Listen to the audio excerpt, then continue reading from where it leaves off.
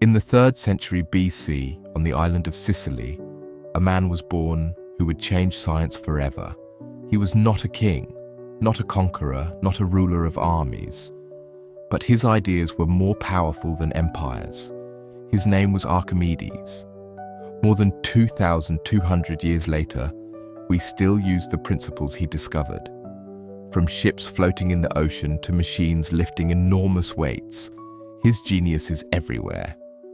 But who was Archimedes really? Was he truly the greatest scientific mind of the ancient world? And why did a Roman soldier kill him?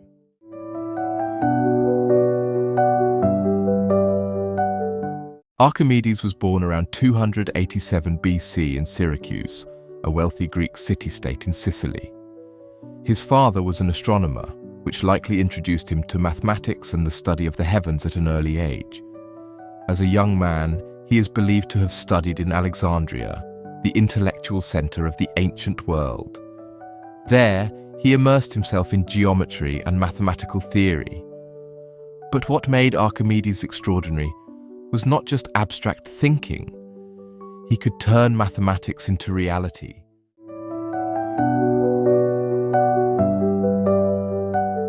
One of Archimedes' most famous quotes is, "Give me a place to stand, and I will move the earth." This wasn't poetry, it was physics. Archimedes mathematically explained the law of the lever, showing how a small force applied over a long distance could move an enormous weight. This principle revolutionized engineering. Modern cranes, construction systems, and countless mechanical devices still rely on this concept today. Over 2 millennia later, we are still standing on his foundation.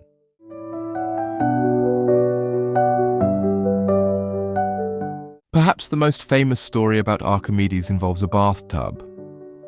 According to legend, the king of Syracuse suspected that his golden crown had been mixed with silver. He needed proof, but without melting it down. Archimedes struggled with the problem. Then one day, while stepping into a bath, he noticed the water level rising. At that moment, everything clicked. A body submerged in water displaces a volume equal to its own. He realized he could measure the crown's density by comparing the water displaced. Overcome with excitement, he ran through the streets shouting, "Eureka!" meaning, "I have found it." Today, we call this the Archimedes principle, the foundation of fluid mechanics.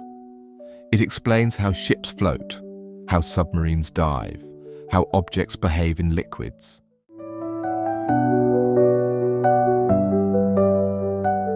Archimedes wasn't just a physicist, he was one of the greatest mathematicians in history.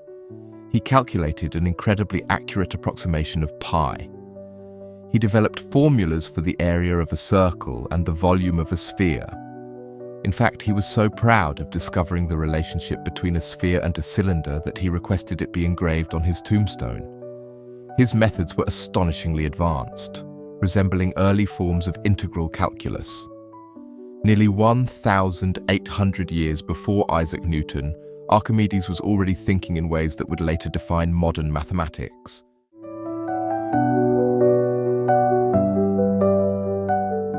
But Archimedes' genius wasn't limited to theory.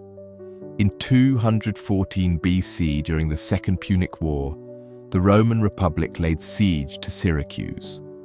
Rome was the dominant military power of its time. Yet one man turned the city into a fortress of innovation. Archimedes designed massive catapults capable of striking ships from great distances.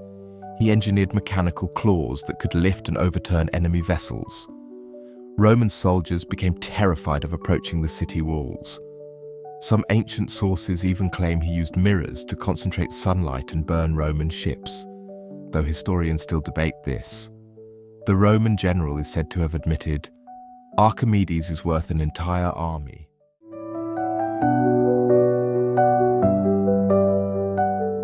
But no city can resist forever. Eventually, Rome captured Syracuse. According to historical accounts, a Roman soldier encountered an old man drawing geometric diagrams in the sand. That man was Archimedes. The the soldier ordered him to come. Archimedes reportedly replied, "Do not disturb my circles." Moments later, the soldier killed him, unaware of who he was. He wasn't killed on a battlefield. He wasn't leading an army. He died protecting an idea. When the Roman commander learned what had happened, he was furious. He had wanted Archimedes captured alive, but it was too late.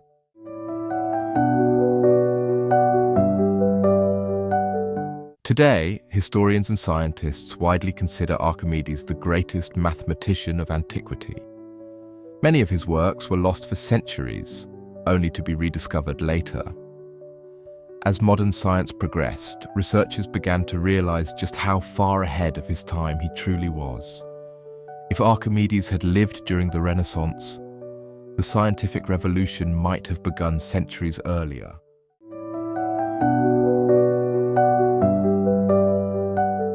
Archimedes was not a king, yet his ideas outlived empires. His principles still shape our world. Ships still float, machines still lift, structures still stand. And behind them all is the mind of a man who lived more than 2,200 years ago. Perhaps true power is not found in armies, but in a single thinking mind.